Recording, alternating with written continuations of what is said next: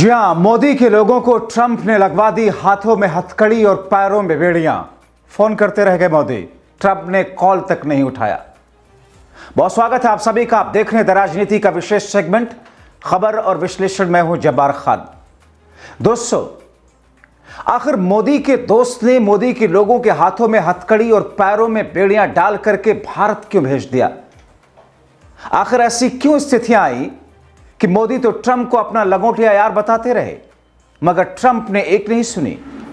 क्या मोदी सरकार इनको खुद से अपने प्लेन से ला नहीं सकती थी जो भारत भेजे गए?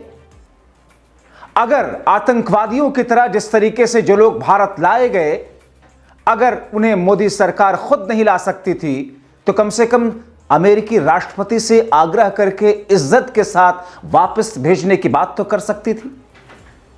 भारत में नौकरी ना होने के कारण इन लोगों को चोरी छुपे अमेरिका जाना पड़ा। उसके लिए जिम्मेदार कौन है? क्या पीएम मोदी कैदियों की तरह भारत लाए गए लोगों के साथ पूरे देश से माफी मांगेंगे?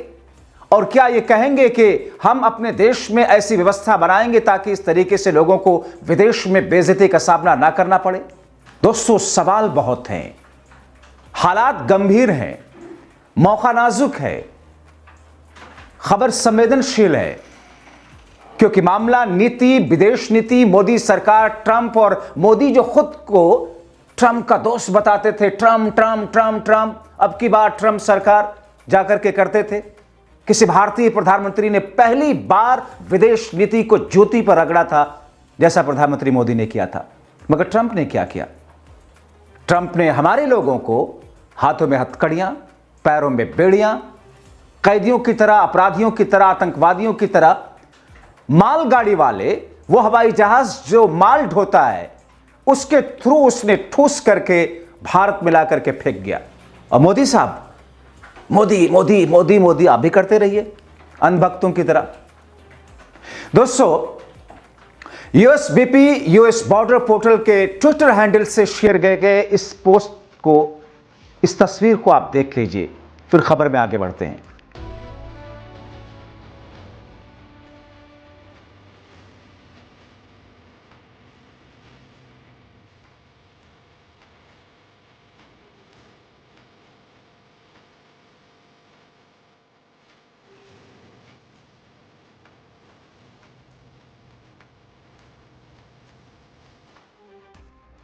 अब आप इन तस्वीरों को देख लीजिए। ये संसद के भीतर की तस्वीरें हैं जहां मोदी सरकार के खिलाफ प्रदर्शन हो रहा है।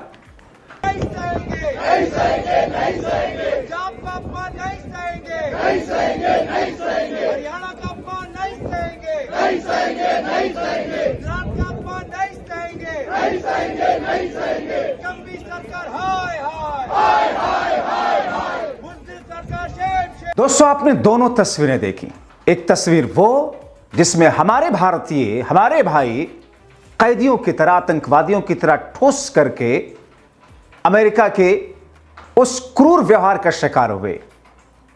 और दूसरी तस्वीर वो मोदी, वो एस जयशंकर, वो अजीत डोभाल जो विदेश में पीआर एजेंसियां हायर करके मोदी मोदी के नारे लगवा करके देश में मोदी मोदी के लिए कि विदेश में भारत का डंका बज रहा है, ये भ्रम फैलाते रहे। उनके खिलाफ में संसद में विरोध प्रदर्शन हो रहा है। मोदी को, दोस्तों, मोदी का अपना लंगोटिया यार बताना और उससे ना थकने वाले मोदी देश की, अपनी, पूरे भारतवासियों की नाक कटवाने में जरा भी कमी नहीं की। और मैं ये क्यों कह रहा हूं? क्योंकि जो कुछ अमेरिका ने भारत के साथ किया वो एक छोटे से देश कोलंबिया के साथ नहीं कर पाया। मैं आपको अगले वीडियो में विस्तार से उस पर बताऊंगा कि कोलंबिया ने कैसे ट्रंप के नाक में दम कर दी, मगर मोदी तो ट्रंप ट्रंप ट्रंप न जाने क्या क्या करते रहे। दोस्तों, जिस तरीके से अपने देश में, अपने लोगों के बीच में प्रधानमंत्री मोदी को आना चाहिए था, बयान देना चाहिए था, शर्मनाक घटना पर माफी मांगनी चाहिए थी, नहीं की। 104 भारतीयों को कैदियों की तरीके से ठूस करके माल ढोने वाले जहाज से भारत अमेरिका भेज देता है। इस खबर ने भारतीयों की आंखें नम कर दी। बेइज्जती ऐसी कि लोग मोदी और मोदी तंत्र पर आक्रोश निकालने लगे। पूरा विपक्ष, राहुल, प्रियंका, अखिलेश, ममता, तेजस्वी, केजरीवाल, न जाने कितने कितने लोग मोदी सरकार को कायदे से निशाने पर लेते हुए नजर आए। और लेना भी चाहिए, क्योंकि विपक्ष का मतलब ही जनता की आवाज, उनके मुद्दों को उठाना है। मगर मोदी खामोश हैं। संसद परिसर में विपक्ष और सपा ने मोदी सरकार का जमकर विरोध किया, प्रदर्शन किया। सपा ने लिखा, दिल्ली में संसद परिसर में विपक्ष के सांसदों ने हिंदुस्तानियों को अमेरिका से बेड़ियों में वापस जकड़ करके भेजे जाने का भारत को शर्मसार करने वाली घटना के खिलाफ प्रदर्शन किया गया। बीजेपी सरकार की विफल विदेश नीति के कारण विश्व भर में भारतीयों का हो रहा उत्पीड़न। नहीं सहेंगे, नहीं सहेंगे, नहीं सहेंगे। पंजाब का अपमान नहीं सहेंगे, नहीं सहेंगे, नहीं सहेंगे। हरियाणा का अपमान नहीं सहेंगे, नहीं सहेंगे, नहीं सहेंगे। गुजरात का अपमान नहीं सहेंगे, नहीं सहेंगे, नहीं सहेंगे। कभी सरकार हाय हाय हाय हाय हाय हाय। बुज़दिल सरकार शेम। देखिए, जिस प्रकार से हमारे भाइयों और बहनों को अमेरिका की सरकार ने जंजीरों में पैर से हाथ से बांधकर ट्रेन में बैठाकर पूरे अमानवीय तरीके से उनके साथ बदसलूकी की है, उसके विरोध में आज हमने धरना दिया कि मोदी सरकार आज हमारे भारतीय नागरिकों के हित में कुछ नहीं बोल रही। मोदी सरकार चुप है। विदेश मंत्री ने जो बयान दिया, बहुत ही कमजोर बयान दिया। लगता है पूरी भारतीय अस्मिता को झुकने आज मोदी सरकार दे रहे हैं और इसका विरोध में हम हैं। ये लोग जो राष्ट्रवाद की बात करते हैं, इनका राष्ट्रवाद झूठा साबित हुआ, क्योंकि जब हमारे नागरिकों के साथ अपमानजनक व्यवहार किया जा रहा है तो ये लोग चुप्पी साधे हैं और ट्रंप सरकार के सामने उन्होंने अपना घुटना टिक दिया है। दोस्तों, तो क्या मोदी सरकार ने देश की नाक कटा दी? क्या मोदी सरकार ने विदेश नीति को चौपट कर दिया? क्या मोदी सरकार के रोजगार न दे पाने की नाकामी के कारण अमेरिका ने भारत देश की बेइज्जती कर दी? समाजवादी पार्टी ने एक न्यूज पोर्टल की खबर की कटिंग को पोस्ट करते हुए लिखा, मोदी जी के विश्व गुरु वाले कार्यकाल में उनके दोस्त डोनाल्ड ट्रंप ने भारतीयों को इस तरीके से भारत वापस भेजा है। डंका बज रहा पूरे विश्व में विश्व गुरु का। पहली बार हम लोगों ने देखा था कि हिंदुस्तान के प्रधानमंत्री दूसरे देश में जाके दूसरे देश के प्रेसिडेंशियल कैंडिडेट के लिए कैंपेन किए थे, वो अब सरकार भी बनाए हैं। लेकिन अचानक वो उनके मोदी जी के मित्र प्रेसिडेंट बनते ही सवाल वही है सर। हाँ।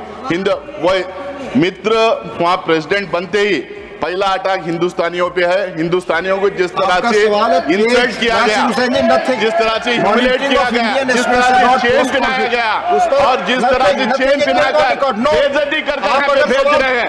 मेरा सवाल यह है, क्या हिंदुस्तान की सरकार के पास एक एरोप्लेन नहीं थी, एक एयरक्राफ्ट नहीं थी अपने लोगों को लाने के लिए? मेरा सवाल यह है, क्या प्रधानमंत्री जो सवाल नहीं जाएगा record sir? The foreign minister cannot use an unparliamentary word for life. I am asking the second question. I was lying. How can you say that I was lying? Second question. Sir, the second question is whether the ministry has engaged with foreign governments to ensure protection of Indian students from discrimination or targeted violence in conflict affected regions. Do they have a real-time data? What is the plan for evacuation? And especially in context of US, they should have a plan. They should Honorable Minister. दोस्तों, अब आपको बताते हैं कि आखिर हुआ क्या है, आखिर ये आक्रोश क्यों आ रहा है और आप मेरे शब्दों में ये तलखी क्यों सुन रहे हैं। विस्तार से घटना सुनिए।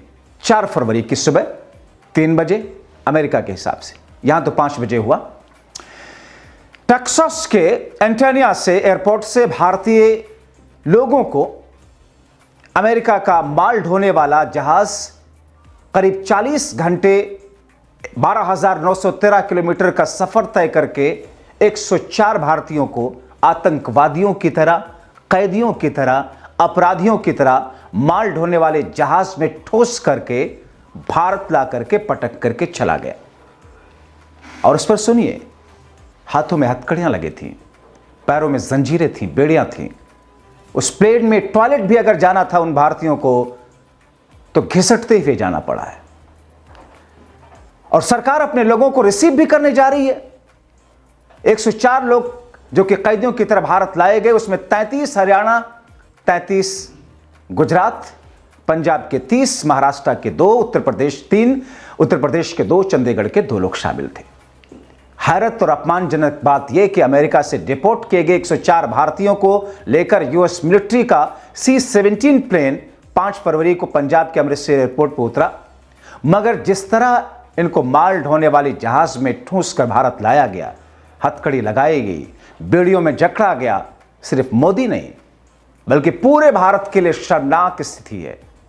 अमेरिकी border porter chief Michael bank ने अपने एक्स हैंडल पर इसका वीडियो शेयर करते हुए लिखा, खुद लिखता है वो, इस वीडियो में भारतीयों के हाथों में और पैरों में बेड़ियां साफ देखी जा सकती है। खुद लिखता, अमेरिका लिखता है। उन्हें प्लेन में एक जगह बैठे रहने को कहा गया था, उन्होंने वॉशरूम तक नहीं जाने दिया गया। जब लोगों ने बहुत जोर दिया तो प्लेन का क्रू अपने साथ वॉशरूम तक लेकर के गया, दरवाजा खोलकर अंदर धकेल दिया। लोगों ने बताया कि उन्हें बहुत थोड़ा सा खाना दिया गया, जिसे हाथ बांध करके ही खाना पड़ा। डिपोर्ट किए गए लोगों में महिलाएं और बच्चे भी शामिल थे। अमेरिका से भारत के बीच प्लेन ने 4 जगह रिफ्यूलिंग के लिए स्टॉप लिया, लेकिन अंदर बैठे लोगों को प्लेन से निकलने की इजाजत नहीं थी। अमृतसर एयरपोर्ट के सुरक्षा अधिकारियों के मुताबिक इन लोगों का वेरिफिकेशन करके इमिग्रेशन और कस्टम क्लियरेंस के बाद पंजाब पुलिस को सौंप दिया गया। इन 104 अवैध प्रवासियों में से 48 की उम्र 25 साल से कम है, 13 नाबालिग हैं, जिनमें 4 साल का बच्चा भी है। अब ये सभी के सामने अमेरिका समेत 20 देशों में, यानी कि ये लोग 20 देशों में कभी नहीं जा सकते हैं, क्योंकि ये ऐसा नियम है, डिपोर्ट करके भेजे गए। और मोदी साहब तो खामोश है। आप में से कुछ भक्त अभी भी मोदी मोदी कर रहे होंगे।